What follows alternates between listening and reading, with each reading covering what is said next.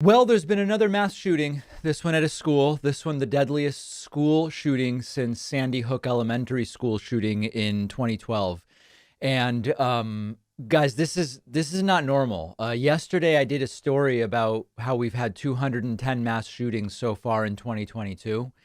And while I was doing that segment, I noticed that a 211th shooting had been added from Monday. So yesterday, Tuesday morning, I recorded that segment.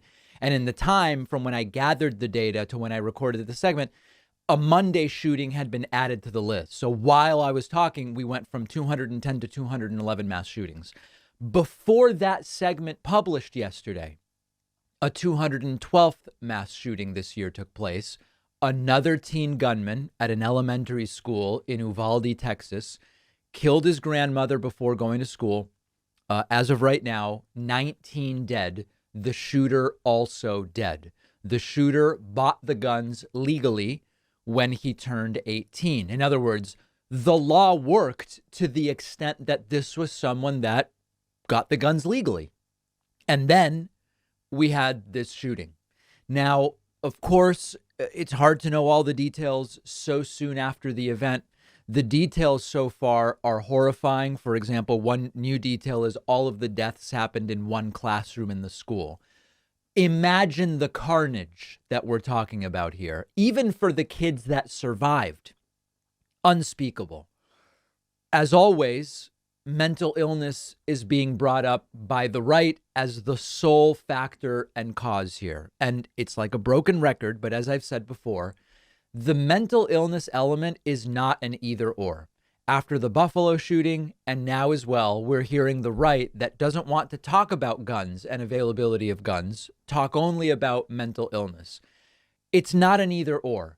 Often there's a mental illness component. And if that's what we believe, we should make mental health treatment more accessible, more affordable, easier to get. Just about every Republican is against that. They will say when we try to expand access to all health care, including mental health coverage, these Republicans who say the mass shootings, which are an epidemic, are merely a mental illness problem, they say, no, but what you want to do is a government takeover of healthcare. What you want to do is socialism. So the first thing is, if they really want to deal with this as a mental health issue, why do they vote against every opportunity to expand access and reduce costs to mental health care? Number two, we have to say most mentally ill people are not violent and never commit any violent acts nor crimes. So sometimes there's the reaction from some in my audience to say even mentioning mental illness is an insult to the mentally ill. Well, it's not about being an insult. It's just that almost never do mentally ill people commit crimes or become violent. Now, for the small percentage that does, if there are fewer guns around, if it's more difficult to get guns in general, whatever violence mentally ill people try to commit will be less lethal. If the mentally ill people who would kill 20 with assault rifles can only get a handgun, maybe they only kill 5.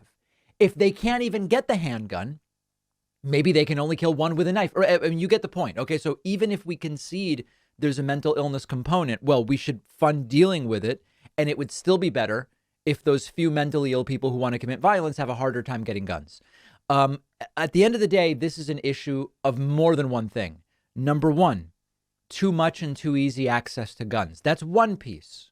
Number two, we have a cultural problem in the United States. In the United States, I don't want to say it's necessarily celebrated, although in some places it is. It's looked at as plausibly okay by too many people in the United States that it's okay to use firearms to solve interpersonal or societal problems. Can't find a girl? Well, maybe you use a gun to go and do something. Disaffected by society? Having a conflict at work, the disgruntled employee shootings like we saw on public transit in California. What was it, a year ago, 6 months ago, 18 months ago? I don't even remember. So that is another component. There's a real cultural issue in the United States.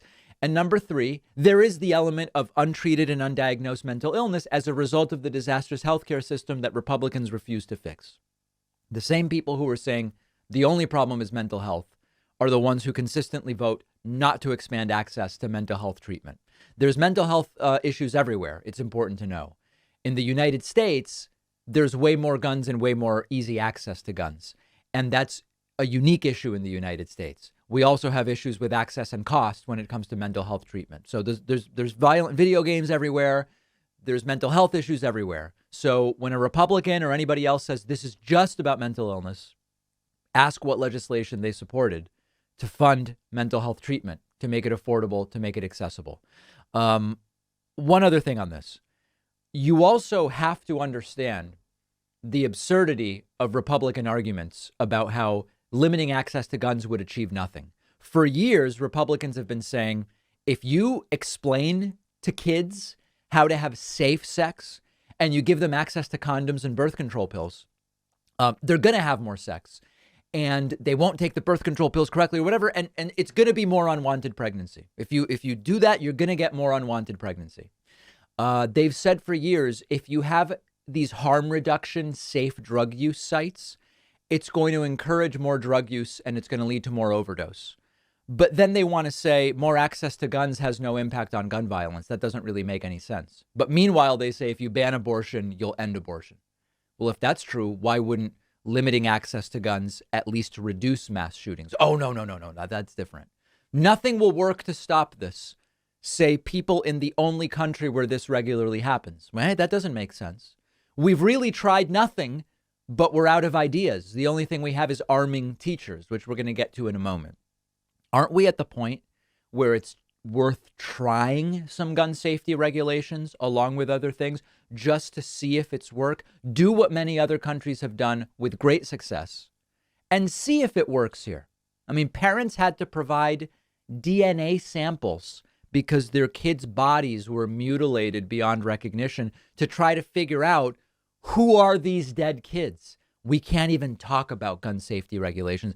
And now they're back on the armed teachers train, which I want to talk about next.